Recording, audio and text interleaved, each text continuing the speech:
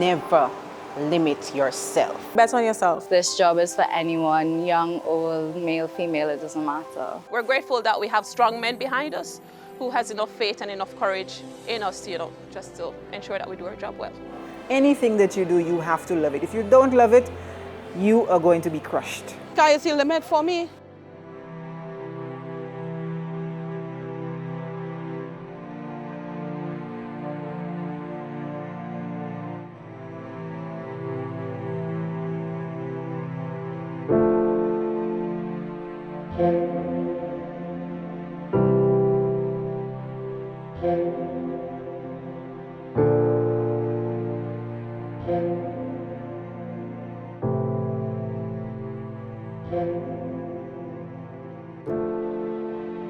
The challenges that comes every day.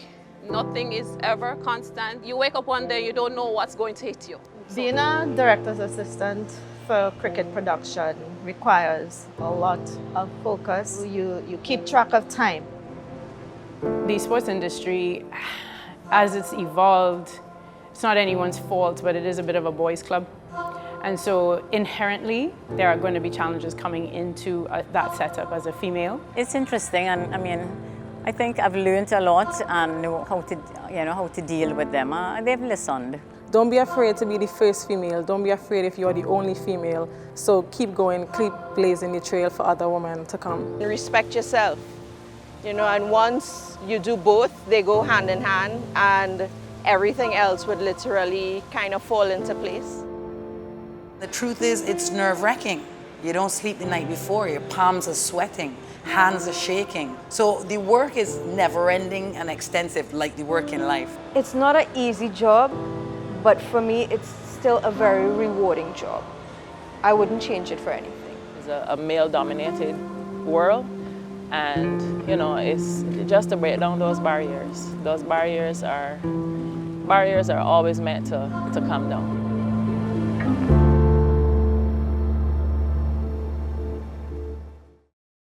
In a world of pink and blue, there are those who shade purple just outside the lines. The success of the Caribbean Premier League is tightly woven by some of these creative women who have been tirelessly working since the inception in 2013. I was actually working at Digicel when we were seconded to this big tournament, and we had to work, and I was doing hospitality. I had to leave for a month and do hospitality all over the Caribbean, to all the venues, places that I'd never even stepped foot into the stadiums. Some of the stadiums, their hospitality boxes had never been used. And I also had to train another person from the other leg. I'd never met her, and she'd never done anything in events, and I trained her in like 2 weeks and all along the way. The women have been given the reins to take the forefront, and for that we're truly grateful. Even though we're at the forefront, we have strong men who support us. I'm so proud of it, I'm really proud to be a part of it. Dealing with sponsorship and sponsors, it took a while to get them on board to sell our franchises, but now look at us, look at where we've come, CPL has done a lot for cricket in the region. It has brought all the young people that we were losing interest in cricket back into the stadium because of the parties. We brought music, vibe, a lot of partying, and that's what the young people wanted, and that's how we got them back into the stadiums. And I think more and more, we have top audience all over the world. It's a fantastic product. Great brand. And we are the biggest party in sport, no matter what. We're the biggest party in sport in 2020. CPL for season 5, and it's been scripted with TKR having to play Tuesday night, Thursday night, and on a Super Saturday, they go all the way. The biggest party in sport.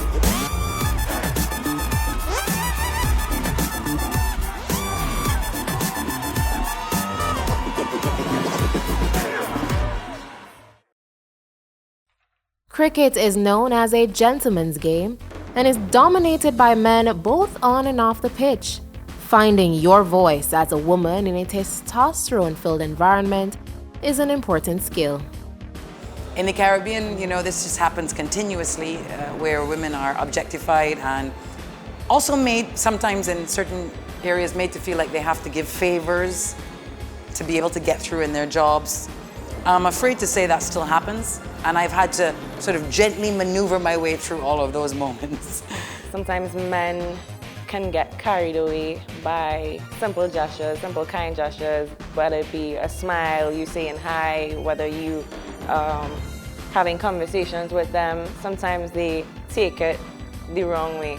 So you as an individual, you as a female, just need to be professional as much as you can.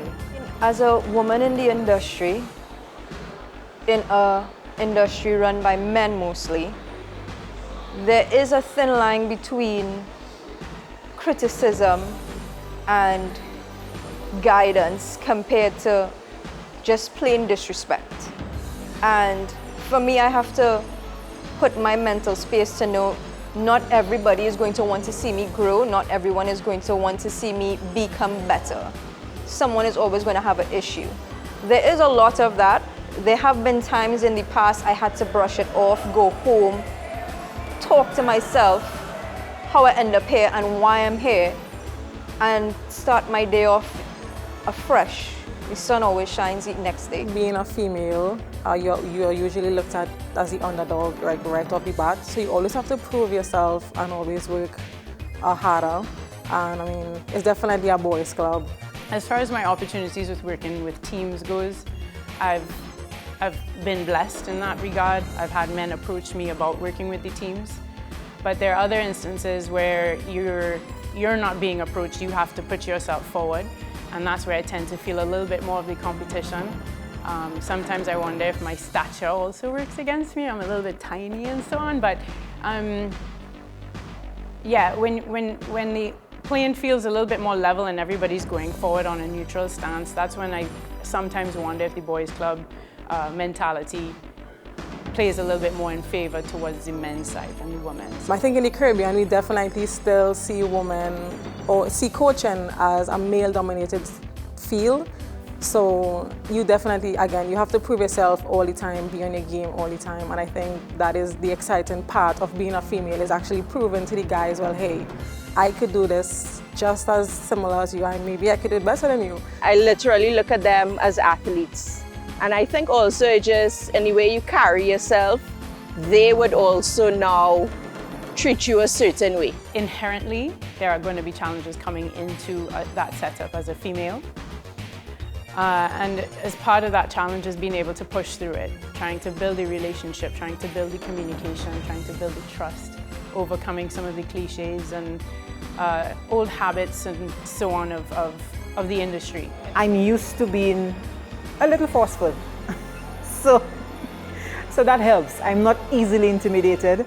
This is not a position for somebody who cowers. Feminism is not about women being better. It's about the equality of treatment. We are very different. And I want to be a woman. I don't want to be a man. But I think the rule of thumb is, if you wouldn't say it to a man on the job, don't say it to a woman on the job. I think you love what you do, first and foremost. I do love what I do. I know what I do.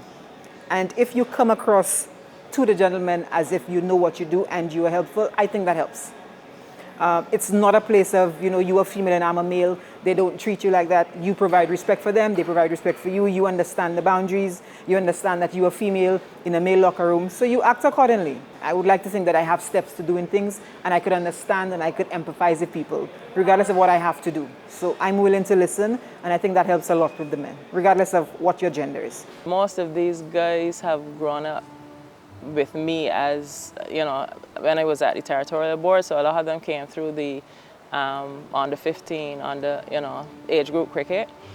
So they all know me well. So, you know, it hasn't been a hard transition. The international players have all slotted in and fitted in, like they've known me for years. Very, very respectful all around. So it hasn't been too much of a challenge managing this group of players. Anyone I'm working with is athlete. Male or female, the job has to be done.